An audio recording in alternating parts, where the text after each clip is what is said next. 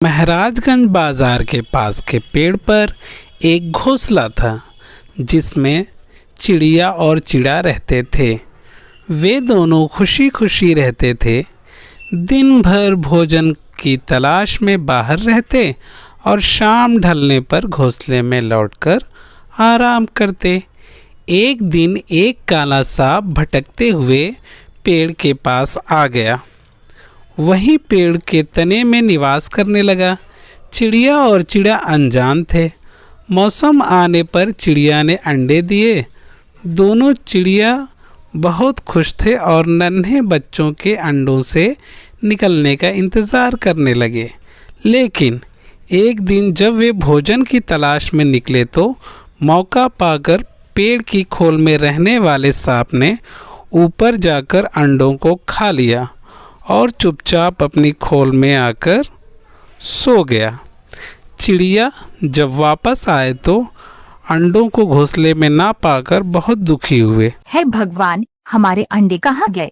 हमारे बच्चे निकलते अब हमारा क्या होगा? पता नहीं, हम दोनों तो भोजन की तलाश में बाहर ही रहते हैं। कोई न कोई तो ज़रूर है हमारे अंडे को गायब करने वाला। इसका हमें पता लगाना पड़ेगा, वरना इसी तरह हम परेशान होते रहेंगे।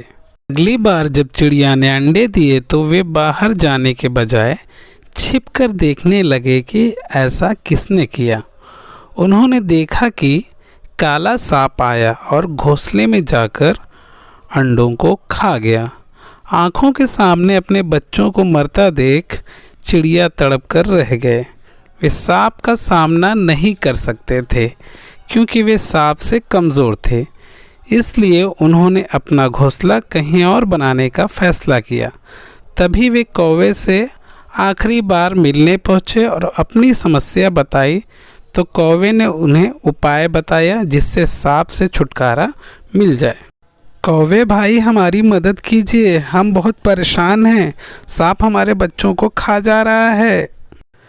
कौवे भाई, आप कुछ भी करके मेरी मदद करिए, वरना मैं इस जगह को छोड़कर चला जाऊंगा, और चला गया तो मुझे बहुत अफसोस होगा। आप जैसे अच्छे लोग रहने के बाद भी मेरी मदद कोई नहीं कर पा रहा है। किसी तरह आप मेरी मदद कीजिए, बहुत ज़रूरी है। अगर आप मेरी मदद नहीं करेंगे तो मैं अपना प्राण त्याग दूंगा, यहीं इसी चौखट पे। लो, जादुई छड़ी से तुम्हें मैं नेवला बना देता हूँ और अब जाकर अपने बच्चों का बदला ले लो सांप से, लेकिन संभल कर रहना। कौवे ने चिड़ा को नेवला बना दिया और नेवला वापस चला अपने अंडे के पास। तभी वहाँ सांप से मुलाकात होती है और दोनों में भयंकर युद्ध होता है। सांप से बचते बचाते नेवले ने आखिरकार सांप को मार ही डाला और इसके बाद नेवला वापस अपने चिड़ा रूप में आता है और घोंसले के पास जाता है खुशी खुशी। दूसरी तरफ योजना के अनुसार चिड़िया नदी पर पहुंची जहां पर रानी नहा रही थी। पास में सैनिक भी निगरानी कर रहे थे। मौका पाकर चिड़िया ने रानी का हीरों का हार टोकरी में लेकर उड़ जाती है, जिसे सैनिक और रानी देखते हैं। रानी चिल्लाती है, सैनिकों, चिड़िया को पकड़ो, मेरा हीरों का हार लेकर भाग रही है। तुम सब मर गए हो क्या? जाओ जल्दी पकड़ो उसे। हाय, मेरा हीरों का हार। सैनिक पीछे पीछे लग गए। पेड़ पर हार अटका दिया चिड़िया ने जहां पर सांप रहता था। सांप बाहर मौजूद था। सैनिक ने तलवार से सांप को मार डाला और सांप वहीं मारा जाता है। इसके बाद हार को लेकर वो वापस आते हैं। तो इससे बच्चों क्या सीख मिलती है?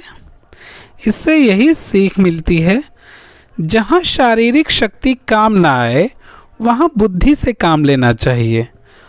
बुद्धि से बड़ा काम किया जा सकता है और किसी भी संकट का हल निकाला जा सकता है।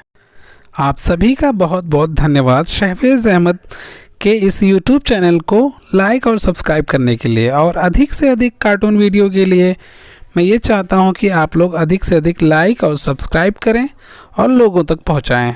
धन्यवाद।